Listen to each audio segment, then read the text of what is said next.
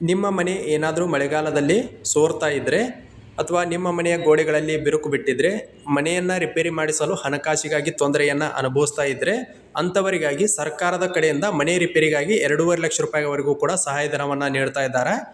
ಈ ಒಂದು ಯೋಜನೆಯ ಕುರಿತು ಸಂಪೂರ್ಣವಾದಂಥ ಮಾಹಿತಿಯನ್ನು ತಿಳಿಸ್ಕೊಡ್ತಾ ಇದ್ದೀನಿ. ಯಾವ ರೀತಿ ಅರ್ಜಿ ಸಲ್ಲಿಸೋದು, ಬೇಕಾಗುವಂಥ ದಾಖಲಾತಿಗಳು ಏನೇನು, ಹಣವನ್ನು ಯಾವಾಗ ನೀಡ್ತಾರೆ, ಪ್ರತಿಯೊಂದು ಮಾಹಿತಿಯನ್ನು ಕೂಡ ವಿಡಿಯೋದಲ್ಲಿ ಸ್ಟೆಪ್ ಬೈ ಸ್ಟೆಪ್ ತಿಳಿಸ್ಕೊಡ್ತಾ ಇದ್ದೀನಿ. ವಿಡಿಯೋನ ಪೂರ್ತಿಯಾಗಿ ವೀಕ್ಷಣೆ ಮಾಡಿರಿ. ಮತ್ತು ಯಾರ್ದೆಲ್ಲ ಮನೆಗಳನ್ನು ರಿಪೇರಿ ಮಾಡಿಸ್ಕೊಳ್ಳೋರು ಇದ್ದೀರಿ ಅಂಥವರೆಲ್ಲರೂ ಕೂಡ ಈ ಯೋಜನೆಯ ಲಾಭವನ್ನು ಪಡೆದುಕೊಡ್ರಿ ಅಂತ ಹೇಳ್ತಾ ವಿಡಿಯೋನ ಶುರು ಮಾಡ್ತಾ ಇದ್ದೀನಿ. ನಿಮ್ಮ ಹಳೆಯ ಮನೆ ಏನಾದರೂ ಸೋರ್ತಾ ಇದ್ದರೆ, ಗೋಡೆಗಳಲ್ಲಿ ಬಿರುಕು ಕಾಣಿಸ್ಕೊಂಡಿದ್ದರೆ, ಮನೆ ರಿಪೇರಿ ಮಾಡಲು ಹಣಕಾಸಿನ ತೊಂದರೆಯಿಂದ ಬಳಲ್ತಾ ಇದ್ದರೆ ಅಂಥವರಿಗಾಗಿ ಈ ವಿಡಿಯೋನ ಮಾಡ್ತಾ ಇದ್ದೀವಿ.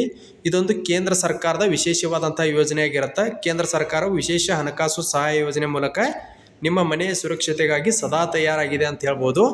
ಇನ್ನು ಏನೇನು ಪ್ರಯೋಜನ ಸಿಗ್ತಾ ಇದೆ, ಸಹಾಯಧನದ ಉದ್ದೇಶ ಏನು ಅಂತ ನೋಡೋದಾದ್ರೆ, ಬಡ ಮತ್ತು ಮಧ್ಯಮ ವರ್ಗದ ಕುಟುಂಬಗಳಿಗೆ ವಿಶೇಷ ಧನ ಸಹಾಯವನ್ನು ನೀಡ್ತಾ ಇದ್ದಾರೆ. ಅಂದರೆ ಬಡತನದಿಂದ ಬಂದಿರುವಂತಹ ಕುಟುಂಬಗಳಿಗೆ ಅಥವಾ ಮಧ್ಯಮ ವರ್ಗದ ಕುಟುಂಬಗಳಿಗೆ ವಿಶೇಷವಾಗಿ ಈ ಸಹಾಯಧನವನ್ನು ನೀಡ್ತಾ ಇದ್ದಾರೆ. ನೀವೇನಾದರೂ ಹಿರಿಯ ನಾಗರಿಕರಾಗಿದ್ದರೆ ಅಥವಾ ವಿಧವೆಯರಾಗಿದ್ದರೆ ಅಂಥವರಿಗೆ ಮೊದಲ ಆದ್ಯತೆಯನ್ನು ಕೊಡ್ತಾ ಇದ್ದಾರೆ. ಮನೆ ರಿಪೇರಿ ಮಾಡಿಕೊಳ್ಳಲು ಹಣಕಾಸಿನ ಸಹಾಯಧನವನ್ನು ನೀಡಲು ಹಿರಿಯ ನಾಗರಿಕರಿಗೆ ಮತ್ತು ವಿಧವೆಯರಿಗೆ ಹೆಚ್ಚಿನ ಆದ್ಯತೆಯನ್ನು ಕೊಡ್ತಾ ಇದ್ದಾರೆ. ಮನೆಯ ಕುಸಿತದ ಅಪಾಯ ತಪ್ಪಿಸಲು ಸುರಕ್ಷಿತ ಮನೆ ನಿರ್ಮಾಣ ಅಂತೇಳಿ ಮನೆ ರಿಪೇರಿಯ ನಂತರ ಮೌಲ್ಯದಲ್ಲಿ ಹೆಚ್ಚಳವನ್ನು ಕೂಡ ಮಾಡ್ತಾ ಇದ್ದಾರೆ. ಇನ್ನು ಇದರಿಂದ ನೀವು ಏನನ್ನು ಪಡೆಯುತ್ತಿದ್ದೀರಿ ಅಂತ ನೋಡೋದಾದ್ರೆ, ಈ ಯೋಜನೆಯು ಹಳೆಯ ಮನೆಗಳನ್ನು ರಿಪೇರಿ ಮಾಡಿ ಸುಧಾರಿಸುವುದು ಮಾತ್ರವಲ್ಲದೆ ತಮ್ಮ ವಾಸಕ್ಕಿಂತ ಹೆಚ್ಚಾಗಿ ಮನೆಯ ಮೌಲ್ಯವನ್ನು ಕೂಡ ಹೆಚ್ಚಿಸುತ್ತದೆ ಅಂತ ಹೇಳಿದ್ದಾರೆ. ಮಳೆಗಾಲದಲ್ಲಿ ಸೋರುವ ಮನೆಯಲ್ಲಿ, ಬಿರುಕು ಬಿಟ್ಟ ಮನೆಯಲ್ಲಿ ಭಯದಿಂದ ವಾಸ ಮಾಡುವ ಅಗತ್ಯವಿಲ್ಲ.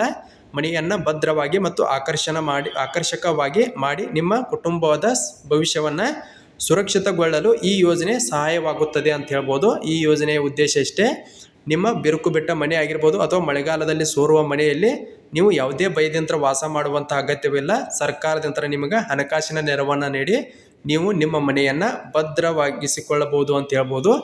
ಇನ್ನು ಬೇಕಾಗುವಂಥ ದಾಖಲಾತಿಗಳು ಅಂದರೆ, ನೀವು ಈ ಸಹಾಯಧನವನ್ನು ಪಡೆಯಲು ಬೇಕಾಗುವಂಥ ದಾಖಲಾತಿಗಳು ಏನೇನಂದ್ರೆ, ಹಳೆಯ ಮನೆಯ ಸ್ಪಷ್ಟ ಚಿತ್ರಗಳು ಬೇಕಾಗ್ತಾವೆ. ಅಂದರೆ ಎಲ್ಲೆಲ್ಲಿ ಬಿರುಕು ಬಿಟ್ಟಿರುತ್ತಾ ಅಥವಾ ಸೋರ್ತಿರುತ್ತಾ ಅದರ ಫೋಟೋ ಬೇಕಾಗತ್ತವ.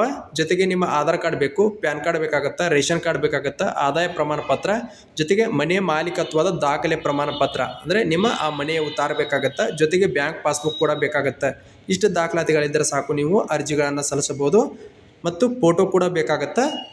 ಇನ್ನು ಅರ್ಜಿ ಪ್ರಕ್ರಿಯೆ ಯಾವ ರೀತಿಯಾಗಿರುತ್ತೆ, ಎಲ್ಲಿ ಅರ್ಜಿಗಳನ್ನು ಸಲ್ಲಿಸಬೇಕು ಅಂತ ನೋಡೋದಾದ್ರೆ, ಹತ್ತಿರದ ಬ್ಯಾಂಕಿಗೆ ಭೇಟಿ ನೀಡಿ ಈ ಯೋಜನೆಯ ಮಾಹಿತಿಯನ್ನು ತಿಳಿದುಕೊಂಡ ಅರ್ಜಿ ಫಾರ್ಮನ್ನು ಪಡೆದುಕೊಡ್ರಿ. ಎಲ್ಲ ವಿವರಗಳನ್ನು ಸರಿಯಾಗಿ ಭರ್ತಿ ಮಾಡಿ ಅಗತ್ಯ ದಾಖಲಾತಿಗಳೊಂದಿಗೆ ಸಲ್ಲಿಸಬಹುದಾಗಿರುತ್ತೆ. ನೀವು ಆನ್ಲೈನ್ ಮೂಲಕವೂ ಕೂಡ ಅರ್ಜಿಗಳನ್ನು ಸಲ್ಲಿಸಬಹುದು. ರಾಜೀವ್ ಗಾಂಧಿ ವಸತಿ ನಿಗಮದ ಅಡಿಯಲ್ಲಿ ನೀವು ಈ ಯೋಜನೆಯ ಲಾಭವನ್ನು ಪಡ್ಕೊಳ್ಬೋದಾಗಿರುತ್ತೆ. ಆನ್ಲೈನ್ ಮೂಲಕವೂ ಕೂಡ ಅರ್ಜಿಗಳನ್ನು ಸಲ್ಲಿಸಿರಿ ಅಥವಾ ಆಫ್ಲೈನ್ ಮೂಲಕ ಹತ್ತಿರದ ಬ್ಯಾಂಕ್ ಖಾತೆಗೆ ಭೇಟಿ ನೀಡಿ ಅಲ್ಲಿ ನಮ್ಮ ಮನೆಯನ್ನು ರಿಪೇರಿ ಮಾಡ್ಕೊಳ್ಳೋರು ಇದ್ದೀವಿ, ಸರ್ಕಾರದಿಂದ ಸಿಗುವಂಥ ಸಹಾಯಧನ ಯೋಜನೆ ಅಡಿಯಲ್ಲಿ ನಮಗೆ ಹಣಕಾಸಿನ ನೆರವನ್ನು ಒದಗಿಸಿಕೊಡ್ರಿ ಅಂತ ಹೇಳಿದ್ರೆ ಅವರು ಒದಗಿಸಿಕೊಡ್ತಾರೆ. ಅಲ್ಲಿಯೂ ಕೂಡ ನೀವು ಪಡ್ಕೋಬೋದು ಅಥವಾ ಆನ್ಲೈನ್ ಮೂಲಕವೂ ಕೂಡ ಹಾಕ್ಬೋದು. ರಾಜೀವ್ ಗಾಂಧಿ ವಸತಿ ನಿಗಮದ ಅಡಿಯಲ್ಲಿ ನೀವು ಈ ಯೋಜನೆಯ ಲಾಭವನ್ನು ಪಡ್ಕೊಳ್ಬೋದು ಅಂತ ಹೇಳ್ತಾ, ಇದು ಇವತ್ತಿನ ಮನೆಯನ್ನು ರಿಪೇರಿ ಮಾಡಿಕೊಳ್ಳಲು ನಿಮಗೆ ಸರ್ಕಾರದಿಂದ 2.5 ಲಕ್ಷ ರೂಪಾಯಿವರೆಗೂ ಕೂಡ ಸಹಾಯಧನ ಸಿಗುವಂತಹ ಒಂದು ಪ್ರಮುಖವಾದಂತಹ ವಿಡಿಯೋ ಆಗಿರುತ್ತೆ. ಈ ವಿಡಿಯೋ ಇಷ್ಟ ಆಗಿತ್ತು ಅಂದ್ರೆ ದಯವಿಟ್ಟು ಲೈಕ್ ಮಾಡಿರಿ. ಹಾಗೆ ಈ ವಿಡಿಯೋನ ಇತರ ಗೆಳೆಯರಿಗೂ ಕೂಡ, ಯಾರೆಲ್ಲ ನಿಮ್ಮ ಗೆಳೆಯರಿದ್ದಾರೆ ಅಂಥವ್ರಿಗೂ ಕೂಡ ಶೇರ್ ಮಾಡಿರಿ. ನೀವು ಕೂಡ ಈ ಯೋಜನೆಯ ಲಾಭವನ್ನು ಪಡ್ಕೊಡ್ರಿ ಅಂತ ಹೇಳ್ತಾ